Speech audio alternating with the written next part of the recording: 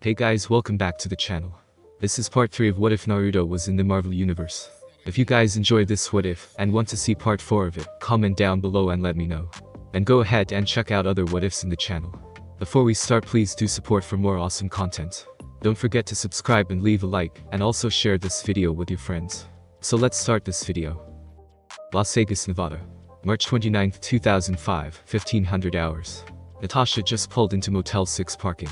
She still can't believe she got out of Bianchi's place without a fight, but she won't look a gift horse in the mouth. She got out of her car and went to the front desk. She pulled out a fake FBI badge, showed it to the person at the front desk.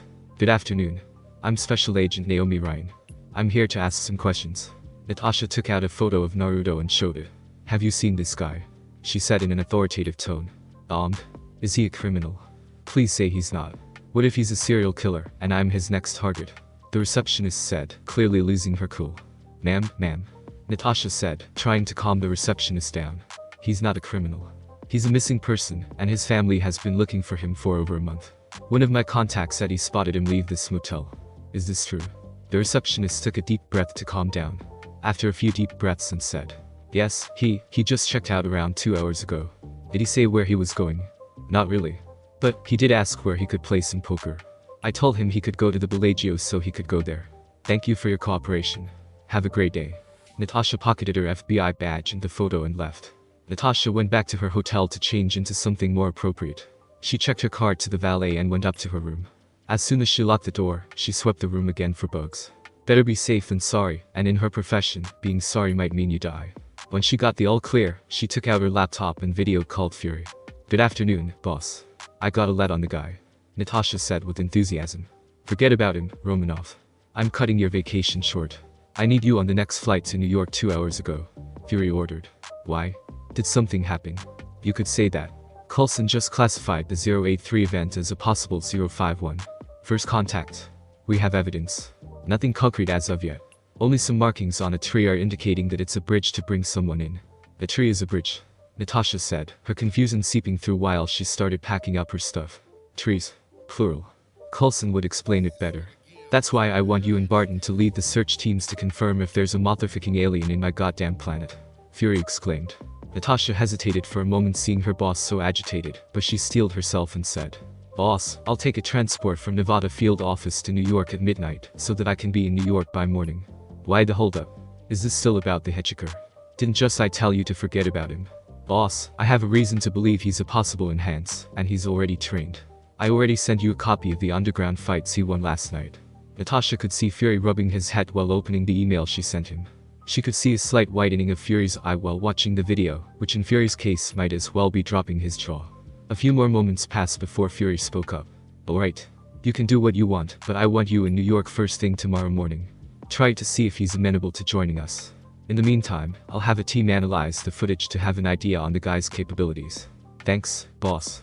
Natasha closed her laptop to finish packing her stuff at the same time, picking out a practical yet appropriate outfit to where she's going. She removed her weapons and stripped down to her lace underwear to take a bath. When Natasha got out 30 minutes later wearing only a towel, she checked her phone. Well, that was fast, Natasha said, referring to the preliminary analysis of the video. The analysis of Naruto's capabilities is based on approximated data available in the video. The speed is computed using the approximated distance traveled in frames per second. The computation for strength uses the opponent's approximated metrics, and calculating the force needed for a person to fly that far. The amount of damage Naruto can take, on the other hand, is a little harder to approximate, since no reaction could be seen on Naruto. The result of the analysis is simply staggering. Natasha immediately dialed Fury's number. The call quickly went through. I take it you saw the report, Fury said in a serious voice. Is this right? I already thought his specs are extraordinary, but not this. Looks like you're right again, Romanov. But that's not all. I'll send you another file. It's an old report of an analysis of a video. Compare the numbers. Natasha immediately went to her email and read the report. Her jaw dropped when she finally saw the name on the bottom. Boss, he's better than the captain, Natasha asked hesitantly. In terms of strength and speed, definitely yes. The guy didn't even take the fight seriously. He might be a lot faster and stronger. In fact, I'll bet on it. It's like he's picking on kids, Fury said with a smile. The other things Cap had, though, we have no idea. Only the lab can test for that. He certainly looks like he has experience fighting. There was a lull in the conversation until Natasha asked the thought that's running to both of their minds. Is this as bad as I think it is?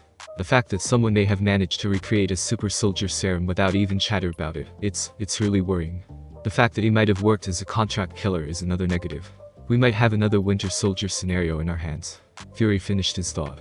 Keep me updated, Romanov. We have too many unknowns about this guy. The fact that New York is still not resolved and we just had the green signal to study the cube, we have too many things happening on our plate. Natasha shuddered, just remembering the machine of a man who killed her client. Right, boss. I'll find him. Happy hunting, Romanov. I still want you in New York in the morning. Fury said before hanging up the phone. Natasha tossed her phone on the bed and changed into her chosen attire. She double-checked the room for possible things she might leave and went down to the front desk to check out. Bellagio Hotel Casino, Las Vegas, Nevada. March 29, 2005, 22:30 local. Natasha had spent 3 hours, from 4 to 7, looking around the Bellagio for Naruto to no avail. Seeing no sign that Naruto would show up, she went around all the major casinos in the city looking for any sign of him. She paid especially close attention to the poker tables, since that was the only let she got from the receptionist. Running out of time since she needed to be on the tarmac of the S.H.I.E.L.D. Nevada field office by 12 to reach New York on time, she went back to the Bellagio for a last look. As soon as she entered the premises, she heard some conversation between employees. Damn, what I wouldn't do to be the kid right now. Tell me about it. I heard he already won around 90 mil. He's already on the 10 million buy-in table. I heard he never played Texas poker before, only 5-card draw. At least that's what Jonathan said. Who's Jonathan again? He's the dealer of the kid's first table. He said what the kid's name is. Apparently, he shouted it in the poker room. I think it's Naruto Uzumaki. Natasha perked up and immediately ran to the poker room to find Naruto. When she got inside, she directly went to the high roller area. She saw a crowd forming one of the tables. Following her instinct, Natasha tried to see what's happening. When she was nearing the table, she saw through the crowd. The moment she saw the distinctive golden blonde hair, she knew she found Naruto. Unfortunately for her, fate had other plans. Natasha was just going to call Naruto when a man in a suit approached him. Immediately in guard, she readied herself for action. Hearing the man's offer to Naruto to join his boss for a private game of poker only made her more cautious, that is, until she finally had a good look at the man. He is Happy Hogan, the personal head of security of Tony Stark himself. According to his files, he has mediocre physical combat skills, situational awareness, and high-stress decision-making, but more than makes up for it for his intelligence, intuitive leaps, and dedication to the job. He would rather die protecting Tony Stark than let him seriously get hurt. But the problem is not Happy Hogan himself, but with what his presence entails. If you can find Happy, you can find Stark somewhere close, and vice versa. The fact that Happy is already inviting Naruto to a game with his boss means that Stark is already in the building, and that means approaching Naruto is already a no-go. One of the founding members of S.H.I.E.L.D. is Howard Stark, Tony Stark's father.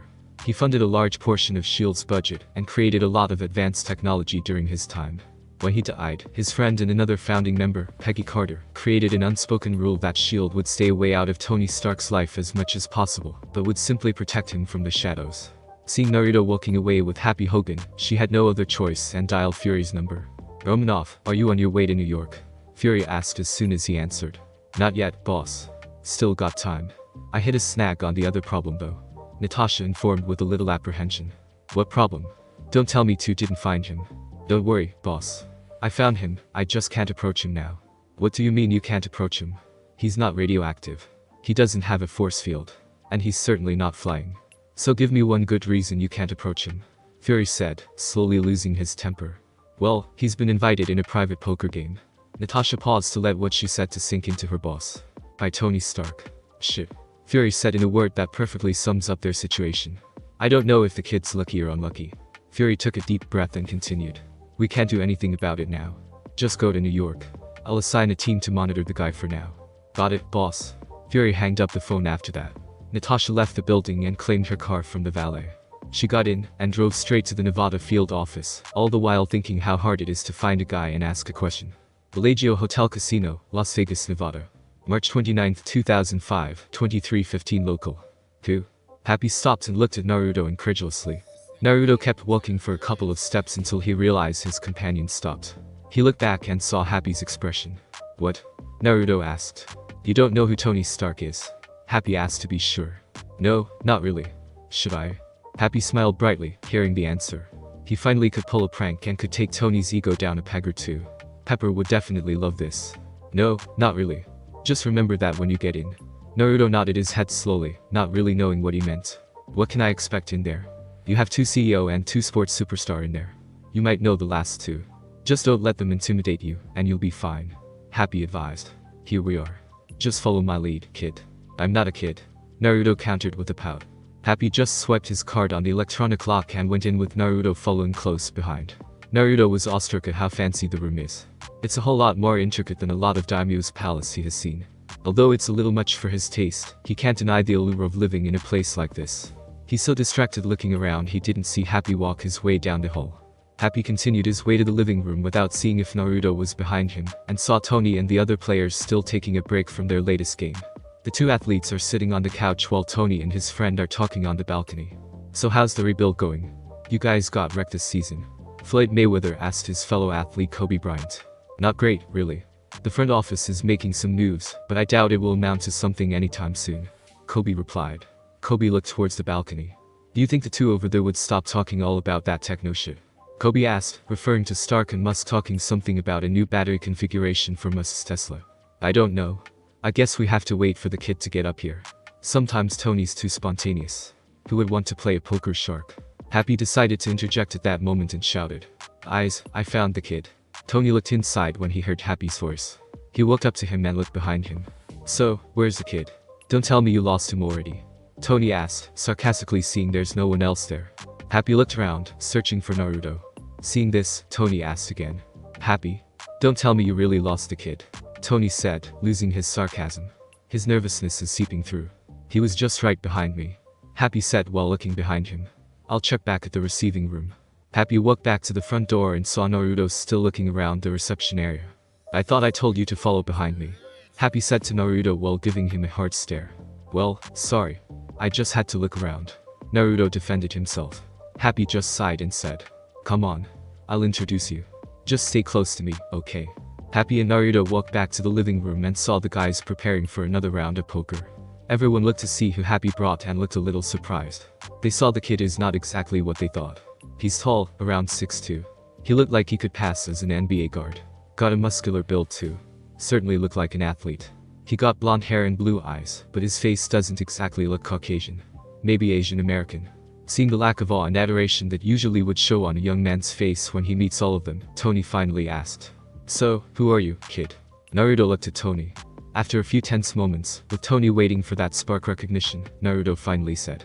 Shouldn't you be introducing yourself first? And I'm not a kid. Everyone in the room laughed hard.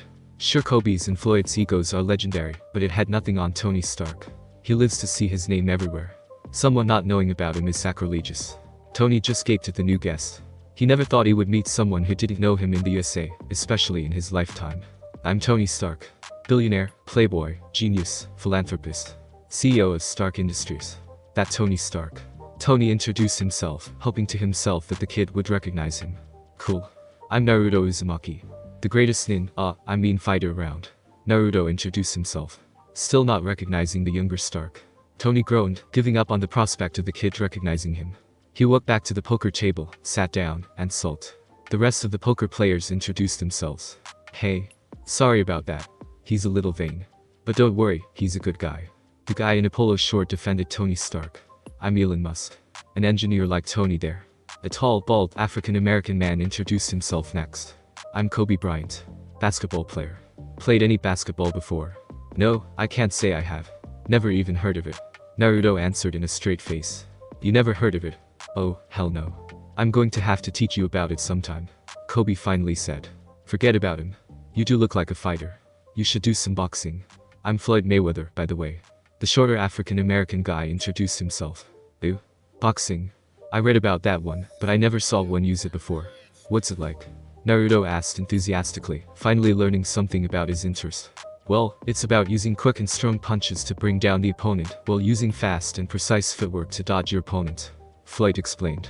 What about kicks, elbows, and knee strikes? Well, we don't use it. Hey. I fought someone who used that. He didn't last long. You have more experience than I thought. What's the guy's name? Maybe I heard of him. Floyd asked conversationally. There's some huge guy named Mike Lucas. Naruto said while waving his hand dismissively. Floyd immediately widened his eyes. Mike Lucas used to be a professional boxer who started the same time as him. He's on his way to superstar stardom until he was caught using performance-enhancing drugs. He was banned from professional boxing ever since. Holy shit. You must be good. Where did you fight him? Everyone in the room is tuned into the conversation. They all heard of Mike the Flash Lucas. Hearing some guy fart him and won, even if not on his prime, is extraordinary. Well, there was this underground fighting tournament somewhere north of the city. Won me some serious cash. Naruto said proudly. You fought in an underground fight? Kobe asked for confirmation. Yup, lost my luggage and most of my money when I got here. So I joined to win some cash. The whole thing is a little boring, though. Silence dominated the room hearing their guest's story. Tony, being the impatient one, finally broke the ice. Are we going to play or not? This snapped the people in the room, and they filed toward the poker table. The table in the room is similar to the one in the poker room, only more expensive.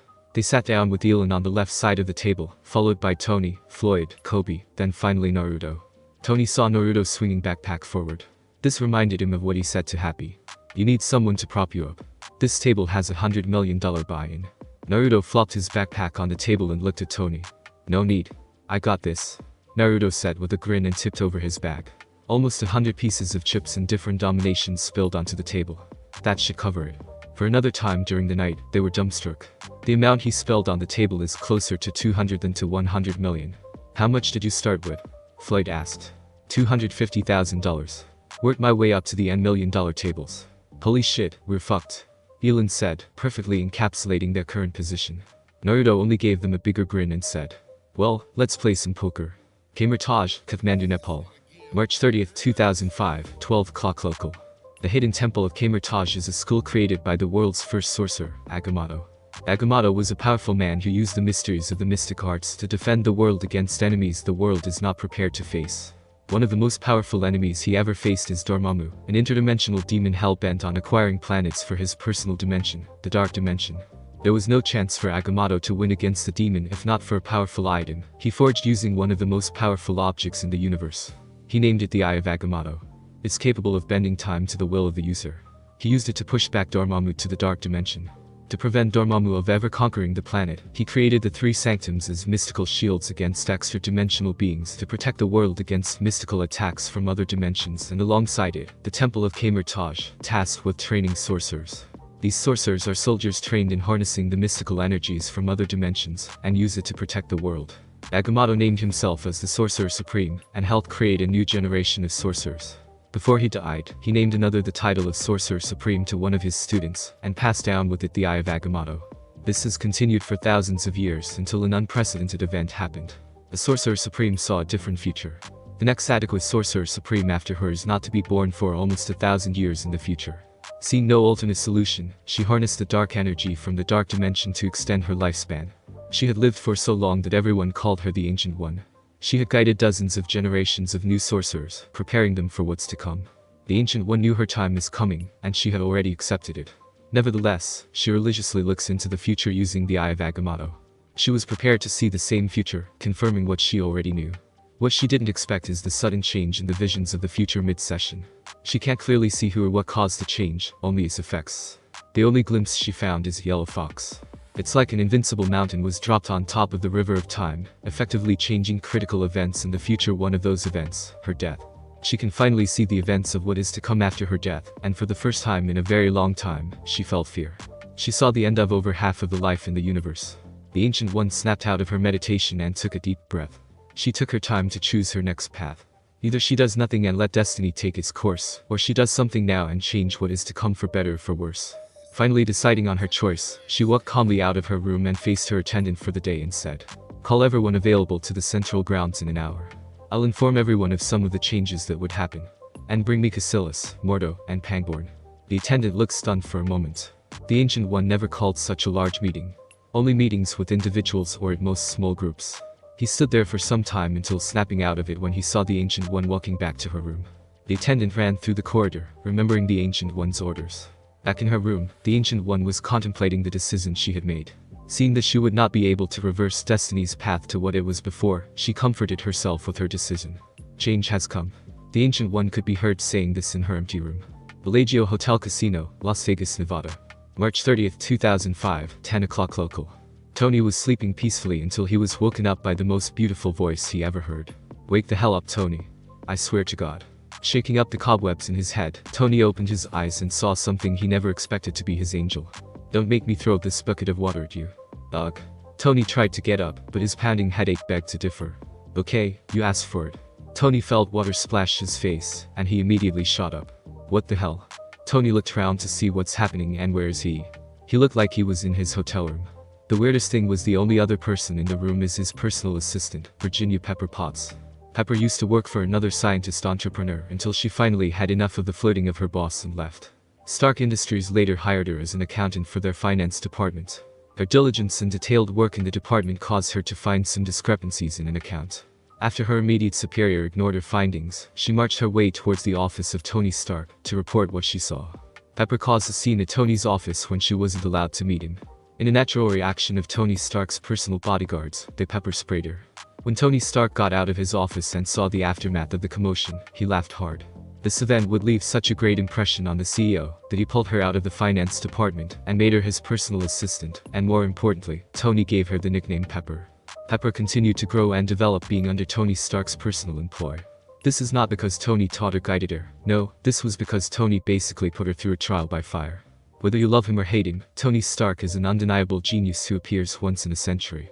This genius caused Stark Industries to grow from a technological research company to a multinational conglomerate focusing on weapon manufacture.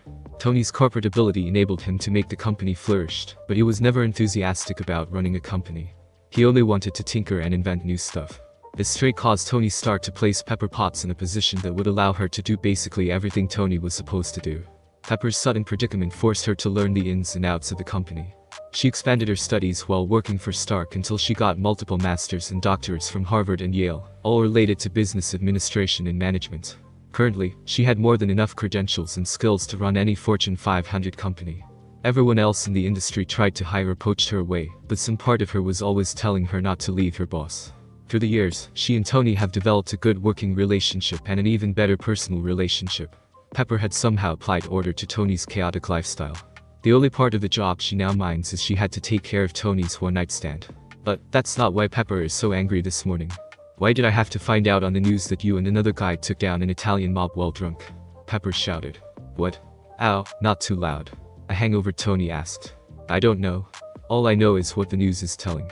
The Las Vegas Metro PD and the FBI are trying to get hold of you, trying to make sense of a situation. Your lawyers are trying to contact you too. What the hell happened, Tony? This is one of the worst things you've ever done. Tony was seriously worried about what happened. He tried to recall what happened last night. He tried to remember what happened last night.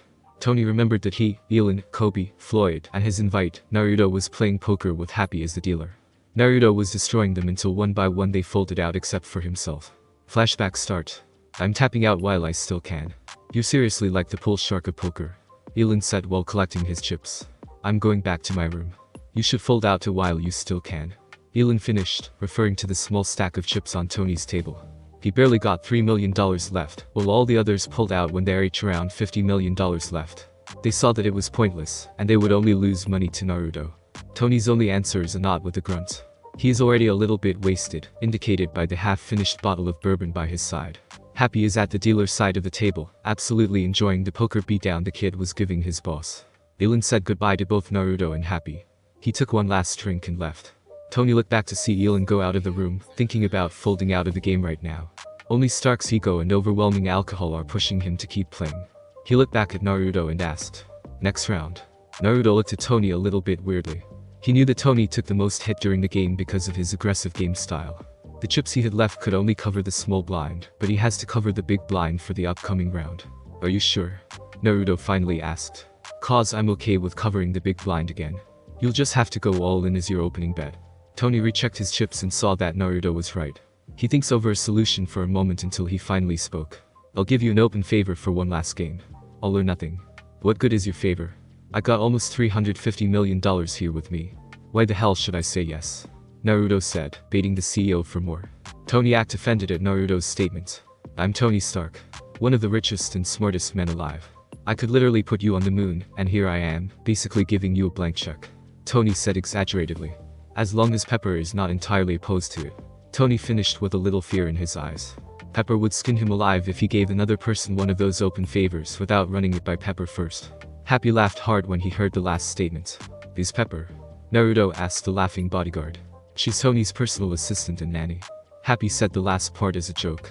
Naruto giggled a little bit at that, understanding the jab on Tony's personality. Naruto looked at Tony and said, "Make that 5, and you have a deal." 3. Tony countered while extending his hand. Naruto was going to shake Tony's hand, but before he reached it he said, "3 in a room in your law residence, and you're going to teach me engineering and computer stuff." Happy gave Naruto a weird look, but Naruto only shrugged. "I just moved to the US, lost most of my stuff, and I have nowhere to go. This would solve that problem and learn something new." Naruto defended himself. "Don't worry, though, I'll be traveling for a while." Naruto then looked at Happy and said, "You can even check my background if you like." Tony agonized it for over a second.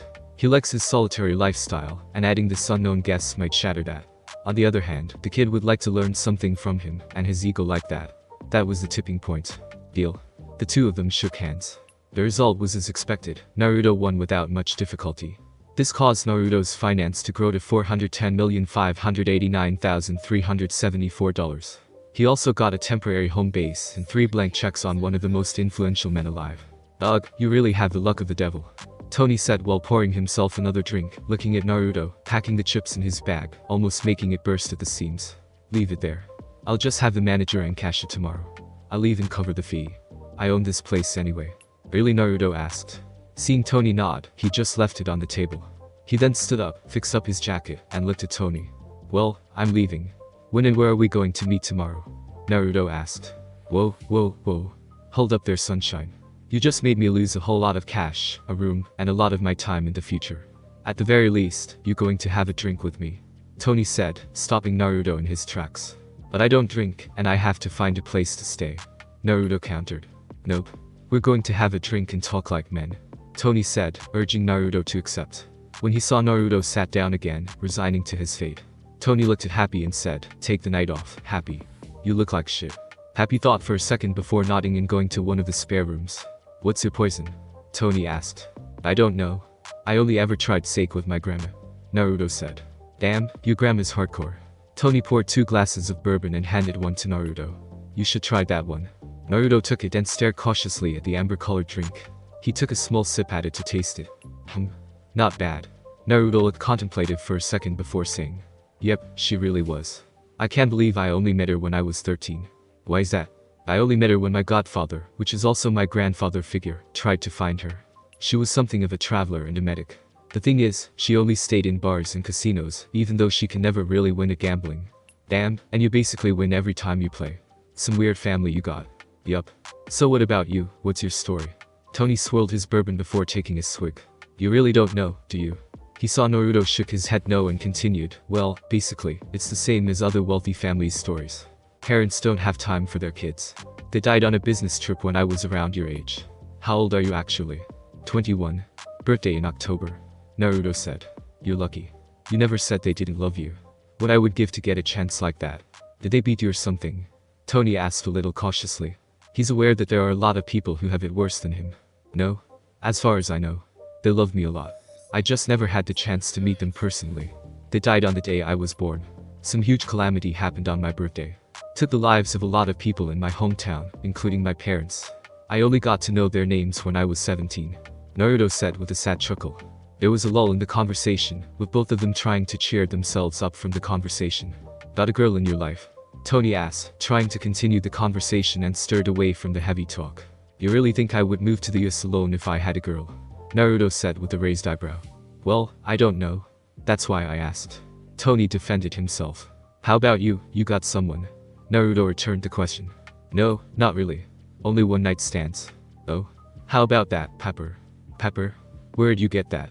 "We're great friends, I guess. But we don't have any romantic inclinations." "Why not?" Naruto asked. That simple question echoed continuously inside his head, getting louder and louder. Looking back, Tony would always say that particular question by Naruto changed his life. Naruto saw the blank stare on Tony's face. Being respectful, he allowed Tony to think over whatever he was thinking about. After a few more minutes, Naruto finally had enough and shook Tony to get his attention. "So, what are you thinking about?" Naruto asked with a sly smile. "Nothing," Tony said a little too fast. "So, what do you want to do now?" Tony asked, trying to get the topic moving. Naruto thought for a second before removing a small calling card from his jacket pocket and showed it to Tony. "You said you own this place, right? I had one of your attendants gave this to me saying that if I have any problems, just call the number on this and look for Ricardo Falcone. Want to look into it? Naruto immediately knew that the attendant is up to no good, since he already saw a lot of those scams when he was with Tsunade. It also helped that Kurama said that the guy reeks of negative emotions. Being a little thrill seeker himself and intoxicated, Tony only saw the good side of this endeavor. Oh hell yeah. Let's go to security. Bellagio Hotel Casino, Las Vegas, Nevada. March 30th, 2005, 10:30 local. Tony, talk to me. Don't think you can get out of this mess. Pepper said while pacing back and forth in front of the dazed Tony. Having enough, she snapped at him. Tony. Tony shook his head, snapping out of his daze and said, I never noticed how beautiful your hair is. Tony and Pepper both froze when the words left his mouth. He has no idea why he said it. Well, he has some idea, but now is not the time to linger on it. Did I just say that out loud?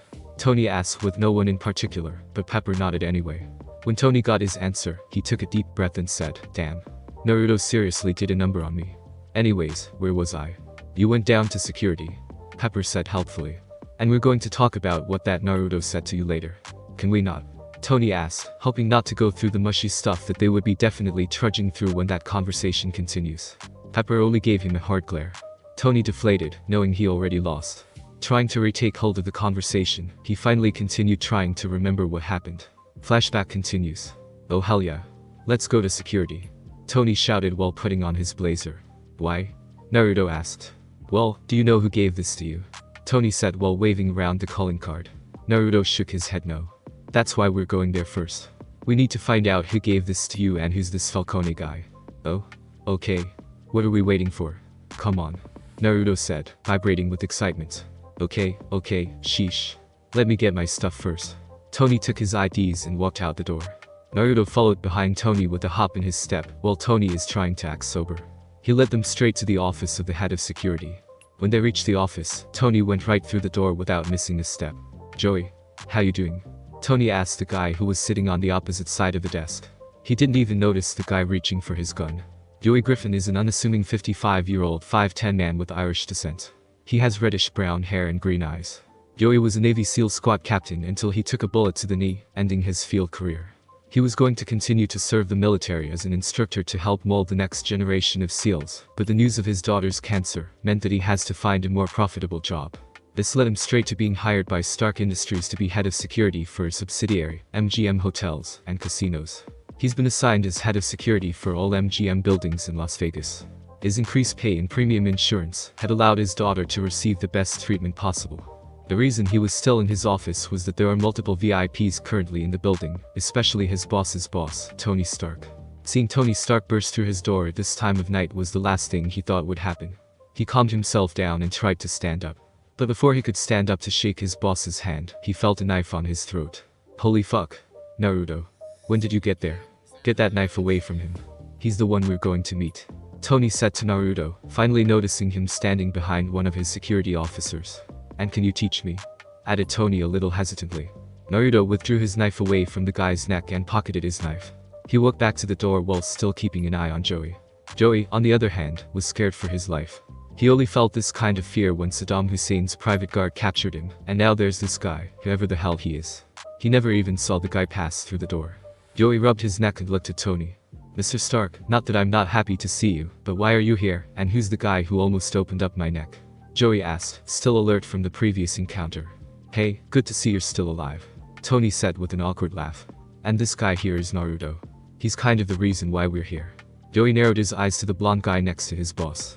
All the bells in his head are warning him that the guy is dangerous. You want me to call the police on him? Joey asked, completely serious. No, not really. He's the guy who'd been ripping off the people in the poker room. Tony informed Joey. Ah, I knew he looked familiar. Joey said, still not relaxing. And he's going to apologize for what he did, Tony said while looking straight at Naruto. Hey. He's the one who tried to draw a weapon. It's not my fault he's slow. Naruto defended himself. Ever since the war, he's wary of hidden weapons. It's better safe than sorry when it came to those. Joey tried to defend himself, but he knew he would do the same in that kind of situation. Naruto's answer just earned a look from Tony until he finally caved. Sorry. Naruto apologized while scratching the back of his head. Joey waited for something more, but he never got a continuation of that apology.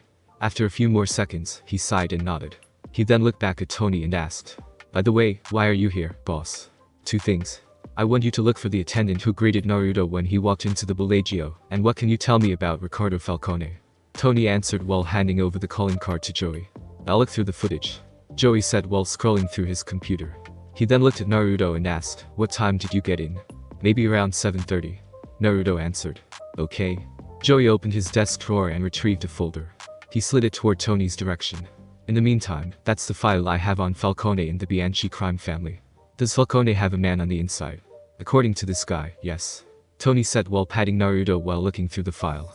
He told me the attendant gave him that card and said to call Ricardo Falcone. Damn, thought I got rid of them all. They just grow like weeds. Joey said while still scrolling with the CCTV footage. Got it, it's Morris Grant. He's got almost 5 years with us. He said and looked at Tony, who placed the folder on the desk. I'll take care of it, sir. Have a nice night. Okay, have a nice night too, Joey. Tony said and left. Sorry again about the thing earlier. Naruto apologized again before following Tony. When they reached the elevator, Naruto asked, what now? Well, I saw 3 main locations for the Bianchi crime family. We could hit them all tonight. Tony said with a smile. Wait up. You're not coming with me. Do you even know how to fight? Or use one of those guns? Do you even have one of those? Naruto said while thinking about the mess bringing a civilian in a fight. Hey. Of course, I know how. I'm the CEO of a weapons manufacturing conglomerate. I designed and built more than half of what we sold. Tony said proudly. Do you even know where you are going? He asked, knowing the answer. Naruto hanged his head low for that minor oversight. The elevator door opened, showing the parking garage. Tony walked to a closed gate and placed his palm on a console. The whole gate lifted, revealing 2 cars, a black Hummer 5 and a hot rod red Ferrari Enzo. Tony walked over to the Hummer's driver's side door and got in. Naruto followed and got in the passenger side door. Tony started the car using the key from the visor. He then opened the glove and central compartment, revealing an FNF 2000 and a Beretta 92 FS, each with multiple magazines. Tony looked at Naruto smug and said, yes, I have some of those guns. Alright. I'm going to take points. You trail behind. Try not to use that on anyone. We don't want them dead. We wanted them captured by the police. Got that. Naruto laid out the plan. He could use shadow clones, but where's the fun in that? Why do you got to go first? I'm the one with the gun. Tony countered. You got almost no experience based on your reaction to Joey. You're a civilian. You're drunk. Take your pick. Naruto listed. Besides, I don't need a gun. I'm a close and personal kind of guy. By the way, can I have those shades? Naruto said the last part pointing to the Ray-Ban Aviator Classic shades on the dashboard. Sure, go ahead. Don't see the reason why you would need those when it's dark out. Tony pointed out the obvious, ignoring the rest of the Naruto's statement, but following his plan nonetheless. Naruto knew that wearing shades in the dark is stupid, since it leaves you almost blind, but he's not going to use it to keep out the light. He'll use it to cover the change his eye would go through when he activates his dojutsu, RinneTenseiSharingan. Or simply Shinigami because the full name is such a mouthful, and the Death God is such a massive part of his life. His own dojutsu is the result of the equal parts mixing of Senju and Uchiha blood, forming the Rinne-Sharingan. The Tensugen, the final form of the Byakugan, much like the eternal Mingekyo Sharingan is to the Sharingan, was a byproduct of Kaguya Otsutsuki's blood mixing with his own. The process almost killed him, but he survived due to his Uzumaki vitality and Kuramazuki. The Shinigami combines all the best parts of the 3 dojutsus, making it the ultimate dojutsu. It allows him to see chakra networks and Tenketsus, 3D X-ray vision up to 10 kilometers away, eidetic memory, telescopic vision, and a whole lot more. Tony stopped the car next to an apartment complex. He took both of the guns and 2 spare magazines before he looked at Naruto. Seeing that Tony is gearing up, Naruto slipped on the shades and activated his eyes. He can see 8 guys with weapons and an unarmed guy sleeping all on the top floor. You remember the plan? Naruto asked to confirm. Yep. I'm going to follow far behind you and try not to shoot anyone, Tony said. Naruto got off the car with Tony following behind him. Thanks for listening. I do hope you enjoyed. If you want a next part of this video, like, subscribe, and comment down below, and turn on that bell notification, and also check out the other videos that I have created, and enjoy. See you in the next video. Peace.